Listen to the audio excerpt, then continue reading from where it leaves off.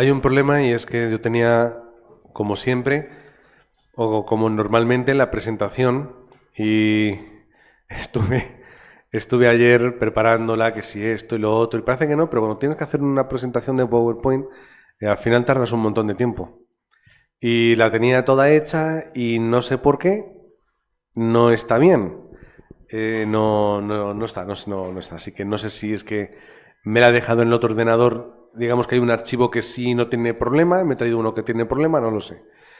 Si cuando llegue a casa está bien, pues os lo envío. Y si no, eh, pues ayer me estuve entreteniendo una horita y algo bueno, más, porque luego también tienes que buscar las referencias y todo.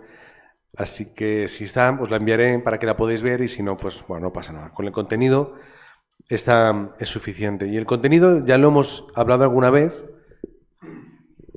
que son las 9 perspectivas. Las 9 perspectivas, que es lo alto, ancho, profundo, arriba, abajo, a un lado, pasado, presente y futuro. Son 9 perspectivas que tenemos que tener los obreros en el campo. Ya he dicho, como ya lo hemos visto hace tiempo, no recuerdo hace cuánto, pero ya lo hemos visto, pues más o menos sabemos a lo que nos referimos. Cuando nosotros estamos pensando en lo que es en ver a lo alto, a lo ancho y lo profundo, no sé si utilicé esta misma metáfora, creo que no, pero bueno, la utilizaré ahora. Y es que cuando nosotros, por ejemplo, queremos conocer una ciudad, tenemos varias formas de ver la ciudad. Y la ciudad más famosa del mundo, una de las más visitadas, es Nueva York. Sobre todo la zona de Manhattan, que es como un pequeño apéndice, es una islita que está ahí. Pues Manhattan tú puedes verla de diferentes formas. Yo cuando tenía, no sé, 12 años, fui con los pastores allá. Ellos tenían que hacer viaje de ministerio, rompieron la hucha y fuimos los 4. Y nos llevaron pues un par de veces, un par de días, dimos una vuelta, la verdad es que sinceramente ni me acuerdo. O sea, si no es por las fotografías, casi no tengo recuerdos de haber estado. Pero había diferentes formas donde tú podías ver la ciudad. El pastor Antonio y la pastora Juana Mari siempre recuerdan lo mismo. Cuando ellos anteriormente fueron por viaje de ministerio, les llevaron a las Torres Gemelas y fueron a la azotea de las Torres Gemelas. Y desde las Torres Gemelas ellos veían toda la ciudad. Se asomaban y lo veían. Ya lo que puedes hacer es subir al Empire State Building.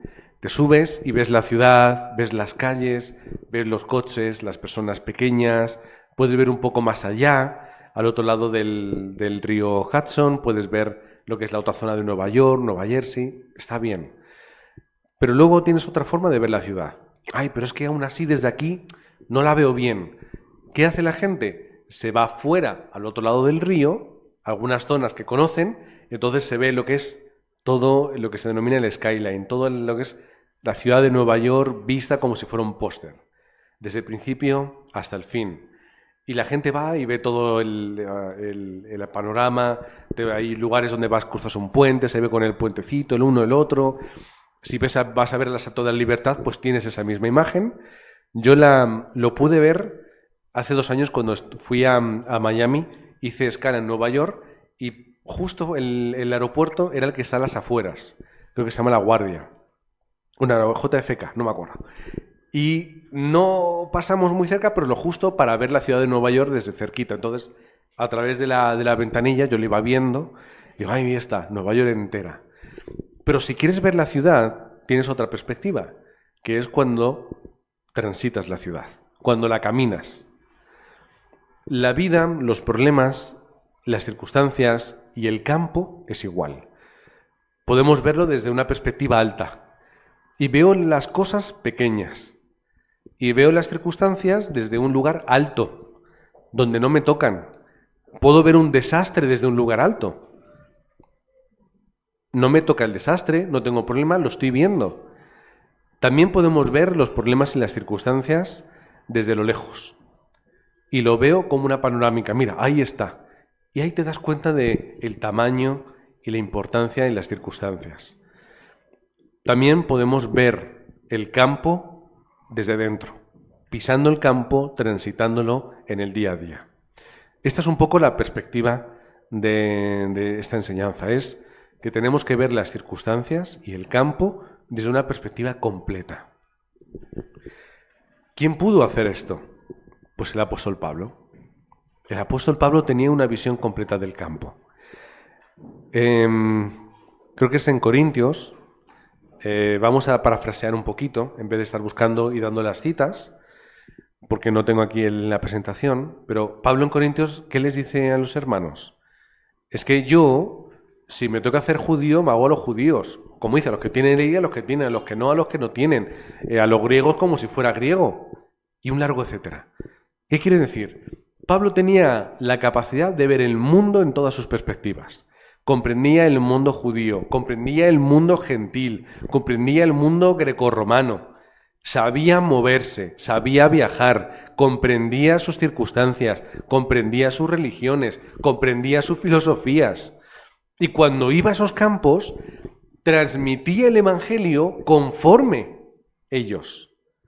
Y podemos ver la diferencia entre cuando él predica a judíos o a conversos a cuando va y predica en Grecia. Cómo su forma diferente de predicar. Porque los griegos conocerían la religión judía, pero no era la suya. Les daba igual. Entonces les transmitían esas palabras. Hay que entender el campo como lo hacía él. Desde una perspectiva amplia, completa, pero también profunda y desde una posición alta para verla bien. Es un poco esta idea. No vamos a enraizar mucho porque ya lo hemos compartido otras veces. Es para refrescar el contenido. Y Pablo, como tenía esta perspectiva variada y amplia, podía hacer esa evangelización del mundo. Nosotros también tenemos que hacerlo así. Utilizando un ejemplo, si yo estoy viviendo en Parla o alrededor de Parla, que es un campo donde hay personas de decenas de países y culturas, personas que vienen de Marruecos, personas que vienen, personas subsaharianas que vienen más allá de África, todas sus culturas, sus pensamientos, sus religiones. Cada país es diferente, pero por lo menos pues vamos a englobar un poquito las culturas, aunque son países diferentes y complejos cada uno. Latinoamérica igual. Latinoamérica no es un país, pero lo podemos entender, podemos comprender, saber cuál es su trasfondo religioso, espiritual, cultural. En Rumanía igual, o los que van de China, o los que son de otros sitios. Tenemos que entender el campo. ¿Y cómo vamos a hablarles? Pues tendremos que hablarles desde su perspectiva y facilitándoselo en su cultura y pensamiento. Si pudiésemos hasta idioma. Pero bueno, en este caso, pues la mayoría se suelen aprender español, entonces en español nos comunicamos. Pero es entender el campo desde esa forma. Cuando vamos a otro país, ¿qué hacemos? Pues cuando yo tengo que ir a Montreal o he ido a Montreal, tengo que entender el campo de Montreal, tengo que entender el país, tengo que entender un poco su perspectiva, aunque hemos estado en un campo latino, pero aún así tengo que entender, y también tengo que entender el campo de la inmigración, el campo que migra, que bueno, entre nosotros, la mayoría pues nos entendemos y comprendemos las dificultades del que migra y sus circunstancias y sus pensamientos, pero también tengo que entenderlo. Y cuando voy a Miami igual. No es lo mismo Miami que Montreal. Son dos mundos diferentes, a pesar de ser Norteamérica. Los problemas igual. Tengo que ver los problemas. Pero no como si fuera Nueva York y me pongo... Vamos a ver el Empire State, que es un edificio gigantesco. Y me pongo aquí en el muro. ¿Tú crees que aquí en el muro yo voy a poder ver algo? No. Pues tendré que verlo, tendré que caminar, me iré más lejos, lo veré desde otro edificio, que también edificios que puedes ir, como, bueno, no recuerdo cómo se llama, puedes ir a otros edificios, subes y ves entonces Nueva York con el Empire State, que es muy bonito, y me voy a las afueras y lo veo desde más lejos, entro dentro y lo veo desde dentro, pero si nos quedamos aquí con el problema en la cara, no lo voy a poder entender ni lo voy a poder superar. Tenemos que ver las perspectivas de todos los aspectos. Y Pablo lo hacía. Pero no solamente Pablo, es que José también lo hizo. José también comprendió toda su circunstancia, dónde estaba y cómo tenía que moverse. y un largo etcétera. Las otras 3 perspectivas, que van de 3 en 3, es arriba, abajo y a un lado. Eso se entiende muy bien desde el punto de vista laboral. ¿Por qué? Yo tengo jefes o tengo personas que están por encima mía, tengo personas a lo mejor que están por debajo mía y tengo personas que están a mi lado. Cómo yo me relaciono con las personas marca la diferencia a cómo yo puedo darles el Evangelio. Cómo yo las trato, cómo yo las veo, es lo que luego yo también haré en el campo. Y de esta forma yo puedo, en donde yo estoy trabajando o estudiando, puedo conquistar donde yo estoy. Cómo yo trato a los que están por encima mía, o cómo yo me dejo ver a ellos, cómo yo tengo relación con estas personas. Y luego también en la iglesia lo podemos ver así. Cómo yo trato a los ancianos, cómo yo trato a los remanentes, cómo yo trato a mi hermano, que aunque todos somos hermanos y aquí no hay jerarquías, pero entendemos de lo que estoy hablando. ¿Quiénes entendieron esto? Pues vamos a hacer el mismo ejemplo, Pablo. Pablo, vamos a parafrasear, ya si en casa tengo en la presentación, veréis un poco más las referencias, pero ya lo hemos hablado alguna vez. Cuando Pablo se convierte, empieza a predicar en Damasco. Cuando en Damasco la lía, se va a Jerusalén. Tienen miedo de él y al final, ¿qué es lo que hace? Tienen que llevarle ¿con quién? Con los apóstoles. Tú cálmate y ves con los apóstoles. Pablo, el gran Saulo de Tarso, tiene que ponerse debajo de la autoridad de los apóstoles. ¿Y qué es lo que le dicen los apóstoles? Ahora te vas a Tarso, a tu ciudad, y te calmas. Baja un poquito, porfa. Vas a Tarso y te calmas. Y cuando sea necesario ya te llamaremos. Tú mientras en Tarso a lo que tengas que hacer. ¿Quién va a llamarle? Le va a llamar Bernabé cuando hace falta para Antioquía. Y va Bernabé y le dice, tú Pablo, te vienes conmigo. Y Pablo obedece. Y se va con Bernabé. Y va a ayudar. Y cuando hay que enviar la ayuda para Jerusalén por el problema que había, ¿a quién envían? A Pablo y a Bernabé. ¿Y qué hicieron? Claro, nosotros vamos a llevar la ayuda. Pablo aprende a estar por debajo de la autoridad y aprende a obedecer. Cuando se reúne la iglesia de Antioquía, reciben la guía del Espíritu Santo. Oye, vamos a enviar a misioneros. ¿A quién enviamos? A ti y a ti. A Pablo y a Bernabé. ¿Y qué dice Pablo? Pues no dice nada. Va, que me envía a la iglesia. Voy, la iglesia donde había ido a ayudar. Y ahí tiene una relación, entonces, juntamente con Bernabé, que ya lo hemos ido viendo. Y con Bernabé, uña y carne. Equipo para la evangelización del mundo. Tanto ayudando en Antioquía, llevando la carta a Jerusalén, volviendo en Antioquía, para luego volver a salir al campo de las misiones. Llega un momento en el que ya se dividen por las diferencias que había con Juan Marcos. Problemas que surgen, diferencias, no pasa nada. Pero Pablo, ¿qué es lo que hace? Ya tiene esa relación de igual, pero también tiene esa relación con aquellos que levanta como discípulos.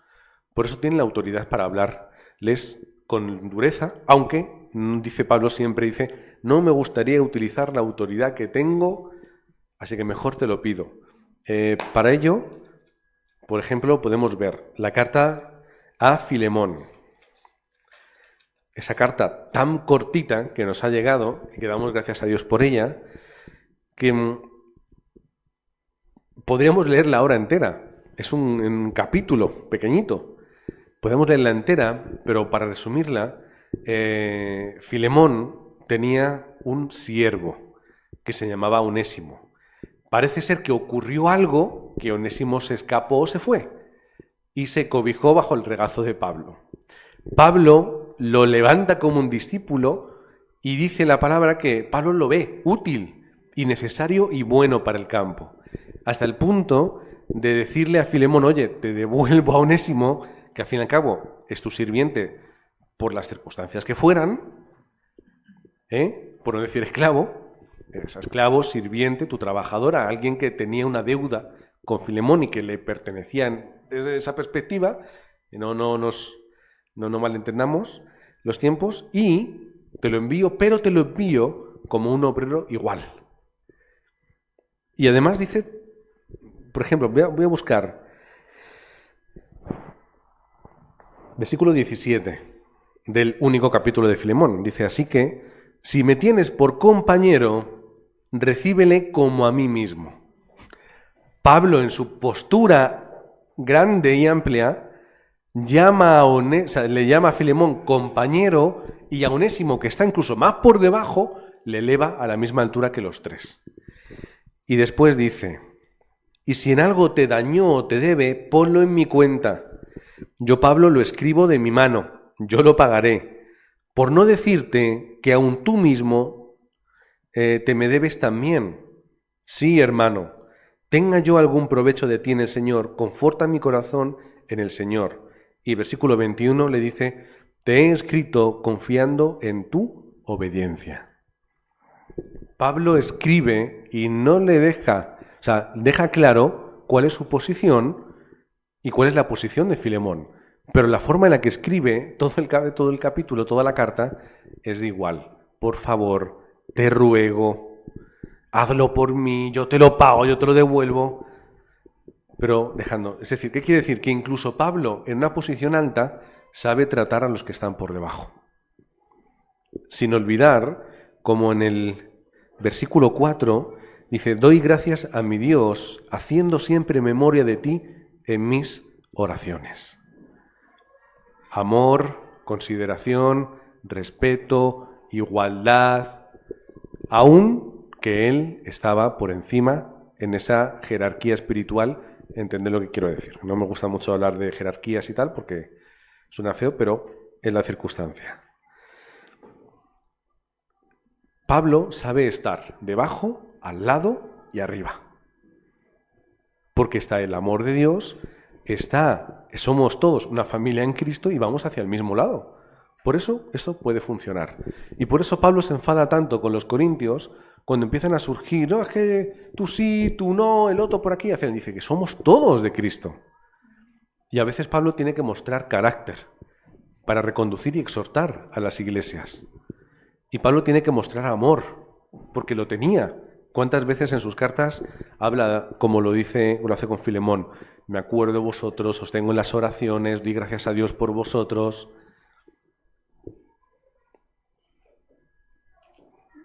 José también lo entendió. José sabía estar por debajo, sabía gobernar y sabía cuidar. Son las tres perspectivas que tenemos que tener en nuestra vida. Y luego, en tercer lugar, está el pasado, presente y futuro. El mejor ejemplo que he encontrado sobre esto es claramente en José, capítulo 45 de Génesis, cuando dice, no fuisteis vosotros los que me trajisteis aquí. Es decir, el pasado es algo que Dios ya orquestó y permitió para que yo ahora esté como dueño de la casa del faraón y de todo Egipto, y para que yo os cuide y os preserve de vida. Pasado, presente y futuro. La obra de Dios. Cuando José entiende todo esto, tiene respuesta. Pero José no lo entiende ahí. Bueno, lo termina de entender seguramente ahí. José, ¿qué es lo que hace?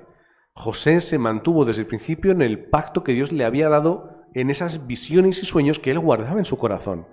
Hasta su padre, dice Jacob, que primero le reprendía, pero luego meditaba en las palabras de José. ¿Este es el sueño que Dios le ha dado a mi hijo? Luego le hace ir y le dice José que vaya a Jacob porque le va a alimentar, le va a cuidar y va a hacer no solamente que él, sus hijos y los hijos de sus hijos no perezcan. Es decir, pasado, presente, futuro y refuturo. Todo está en Cristo. Pablo también entendía esto. Y incluso encontramos varias veces en sus versículos que él habla del pasado. Yo fui, yo era, yo tenía, pero ahora mi respuesta es diferente. Y ahora yo con Cristo entiendo el pasado, lo comprendo, es una plataforma, valoro el día de hoy, me ocupo en el día de hoy y además tengo garantizado el futuro. Parafraseando un poquito al apóstol Pablo. Pasado, presente y futuro. David, otro que comprendía esto. ¿Qué es lo que David comprendía? Comprendía el pacto que Dios había hecho con él a través de Samuel. Tú vas a ser rey. ¿Pero cómo voy a ser rey si me tiene manía Saúl? vas a ser rey. Pero ¿cómo voy a ser rey si no para de enviarme a luchar? Que al final me va a acabar matando. Vas a ser rey. ¿Cómo voy a ser rey si además me va a perseguir y me va a matar? Vas a ser rey. ¿Cómo voy a ser rey si tengo que huir por el desierto? Vas a ser rey. Como esa era su certeza, todo era una plataforma. En el hoy él se enfrentaba a problemas, pero encontraba respuestas y se aferraba al pacto y tenía esa paz y esa tranquilidad y sabía lo que iba a llegar. ¿Por qué en dos ocasiones, capítulos 24 y 26 de Primera de Samuel, está David al lado de Saúl y pudiendo matar él no lo hace? En los dos capítulos. ¿Por qué? Porque sabe que su futuro ya está preparado. Por eso él no tiene que hacer nada. Ya tengo mi respuesta en el pasado, hoy no tengo que hacer humanismo, yo tengo que enfocarme en mí, en mi vida espiritual, en lo que Dios tiene, y cuando Dios quiere, en su futuro, en su horario, Dios lo hará. Hasta el punto de cortar esa esquinita con la túnica, y ya Saúl creo que ya le dice, gritándose a la distancia, no, y dice, es verdad, tú pudiendo matarme no lo has hecho, eso es porque no sé qué, y yo entiendo que tú vas a ser el rey, no sé qué, pero eso sí, el tío no se mueve de su trono. Y creo que luego en el capítulo 26 vuelve a ocurrir algo parecido hasta que finalmente mueren en batalla. Él, su hijo Jonatán, etc. Y llega lo que es inevitable, el plan de Dios. Es inevitable. El futuro es inevitable para aquellos que están dentro de ese futuro. ¿Qué quiero decir? Dios hará la evangelización del mundo y cumplirá sus planes con o sin mí. Con o sin mí. La decisión la tomamos nosotros. Yo me puedo aferrar al pacto, como hemos hablado hoy, puedo pasar por el desierto confiando y llegar a Canaán y conquistar, o puedo dar vueltas en el desierto hasta que me muera. Nosotros tomaremos nuestras propias decisiones y determinaciones en nuestra vida. Pasado, presente y futuro. 9 perspectivas. Un ejemplo más, y con esto nos vamos a ir. David Beckham. ¿Sabemos quién es, no? Por favor. David Beckham ha superado ya los campos de fútbol, es un icono cultural. David Beckham tiene ya no sé cuántos, tiene 50 años y parece que tiene 35. Parezco yo más viejo que él. Es tremendo. Él, cuando era jugador del Madrid, se cansó, dijo, me voy a jugar a Estados Unidos. Todo el mundo, ¿cómo te vas a...? Pero, ¿cómo a Estados Unidos? Si estás en el mejor equipo del mundo, podrías irte a cualquier sitio. Que me voy a Estados Unidos. El presidente por aquel entonces del Madrid, Ramón Calderón, que no era Florentino Pérez, decía, no sé qué es, como desmereciéndolo, burlándose de él. Pues va a Estados Unidos. ¿Qué ocurre? Una liga menor que para que una televisión emitiese los partidos, tenía que pagar 8 millones de euros. Solo. Tú pagabas 8 millones de euros y transmitías todos los partidos.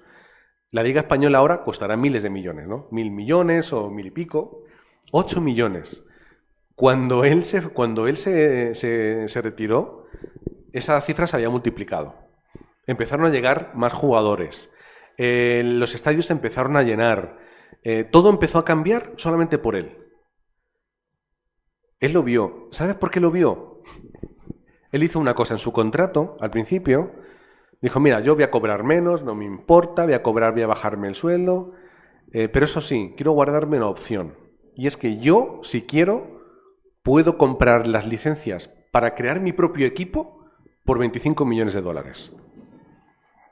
Se lo guardó desde el primer día. Años más tarde, ahora la Liga de Estados Unidos no es una liga europea, pero es una liga mucho más competitiva, mucho más fuerte. Se han multiplicado los costos por retransmisión, los estadios se llenan, cada vez más jugadores van para allá. Es mucho más importante porque hubo un pionero que decidió cambiar ese. Y él lo sabía. Él sabía perfectamente que si él iba, todo se iba a ocurrir. Él, cuando llegó el momento, dijo, oye, que tengo aquí en mi contrato una opción para montar un equipo por 25 millones. para él 25 millones no era mucho.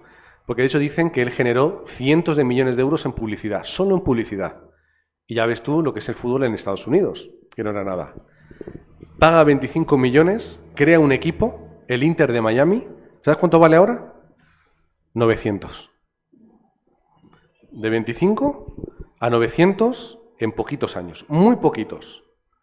Claro, o sea, está ahí jugando Leo Messi, no sé qué historias, verdad que baila abuelo con garrota, pero oye, para Estados Unidos está muy bien. 900 millones de valor. ¿Qué quiero decir? Cuando una persona ve el pasado, presente y futuro, él conoce quién es, conoce lo que genera y lo que puede venir después, mira lo que hace. Cuando Beckham ve desde una perspectiva completa el mercado y sabe sus posibilidades, lo controla y lo domina. Y ahora, ahí está, con su equipito, 900 millones que cuesta, si quiere lo vende, se lo van a comprar, y ahí está, en su casa en Inglaterra, a las afueras, cultivando miel con abejas.